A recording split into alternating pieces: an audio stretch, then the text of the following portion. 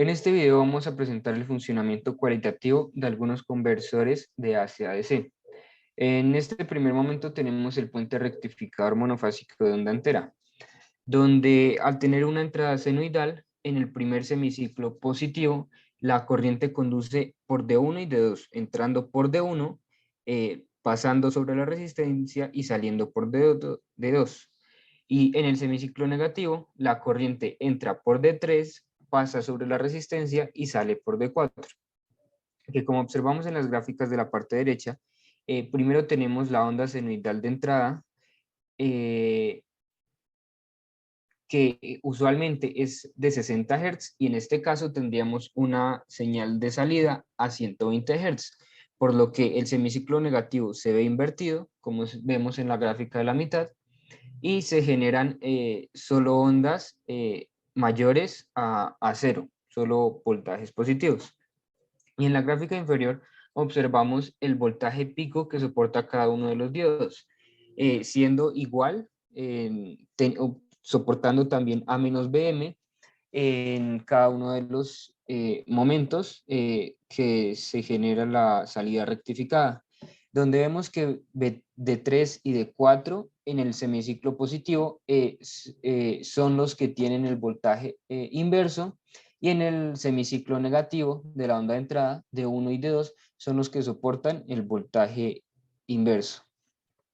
Este comportamiento lo podemos ver mucho mejor en la simulación, donde vamos a observar el recorrido de la corriente desde que sale de la fuente hasta que llega nuevamente a ella, que como observamos en un primer momento fluye sobre D1 y D2 y luego fluye sobre D3 y D4, generándonos la onda con solo valores positivos.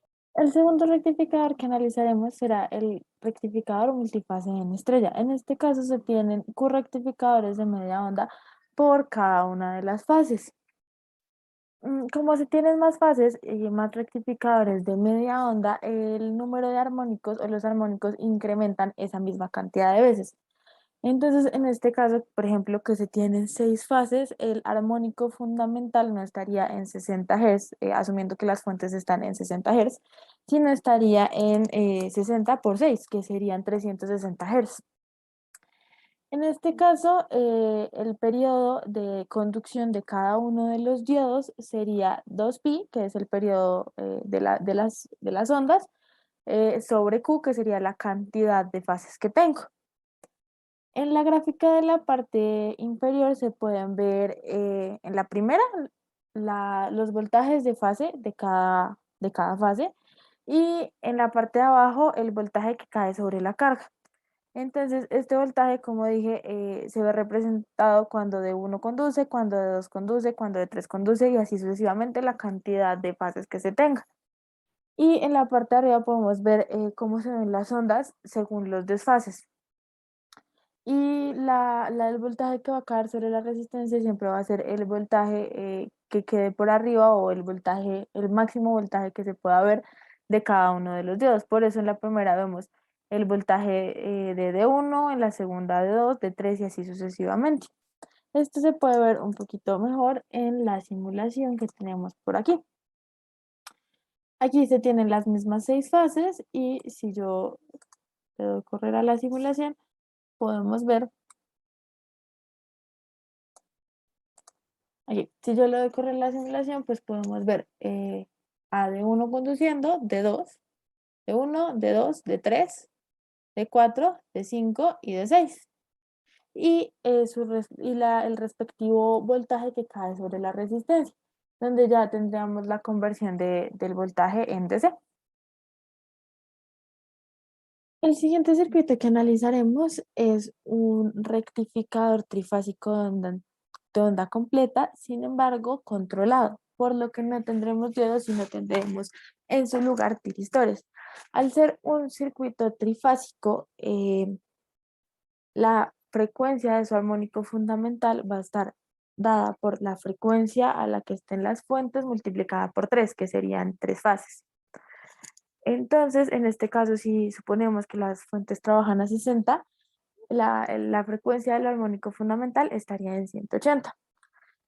En este caso, como mencionaba, como es un circuito trifásico, la corriente se va a estar conduciendo por dos diodos para cerrar el circuito.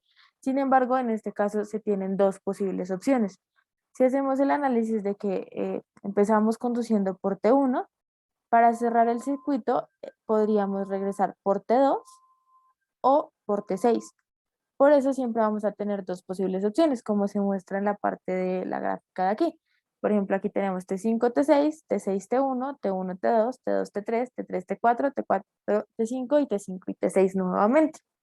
En esta primera gráfica podemos ver los voltajes de línea y en esta segunda gráfica podemos ver cómo se ven esos voltajes afectados por por la activación de la secuencia de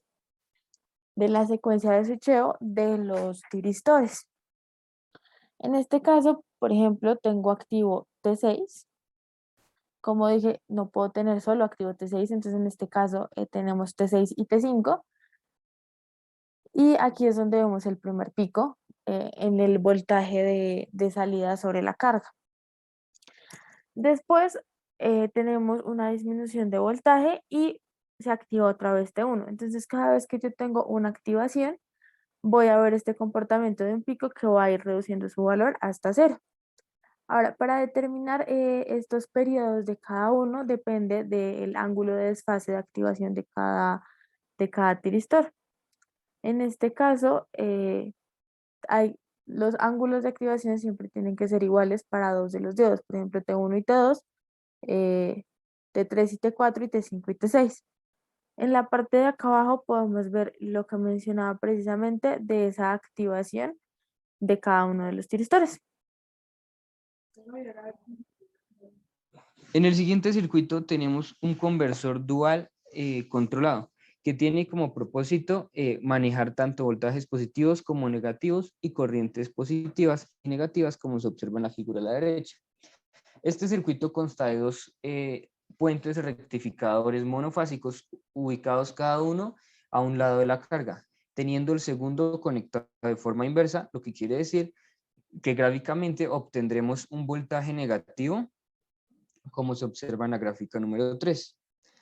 La salida sobre la resistencia o la carga que tenemos en el circuito es la gráfica número 4, que resulta de la entrada senoidal que tenemos de la fuente y cada una de las señales o respuestas obtenidas de los dos convertidores, que son las gráficas 2 y 3, donde el primer pico que tenemos se forma debido a la suma de los dos voltajes, que consta del pico negativo que genera el primer rectificador más el pico positivo que se genera el segundo rectificador, porque como mencionamos, este pico positivo nos representa un voltaje negativo, obteniendo la suma de dos voltajes negativos, resultando ese pico.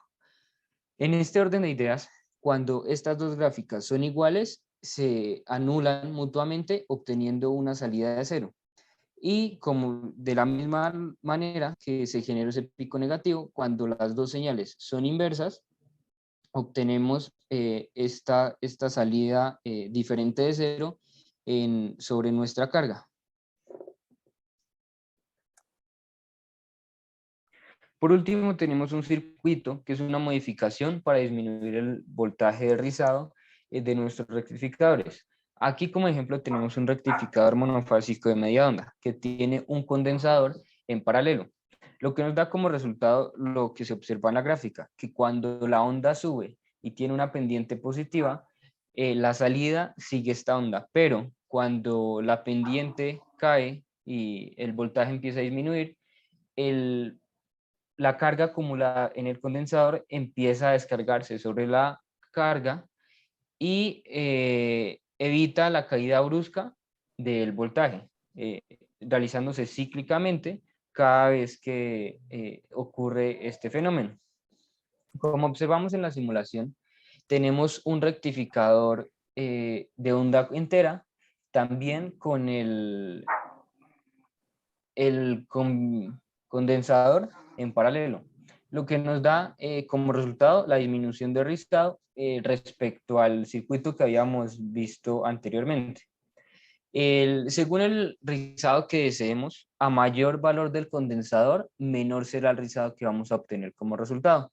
Y como observamos en la gráfica, con un condensador de 10 microfaradios para el circuito propuesto, el rizado ya es mucho menor y el voltaje nunca cae hasta el cero nuevamente.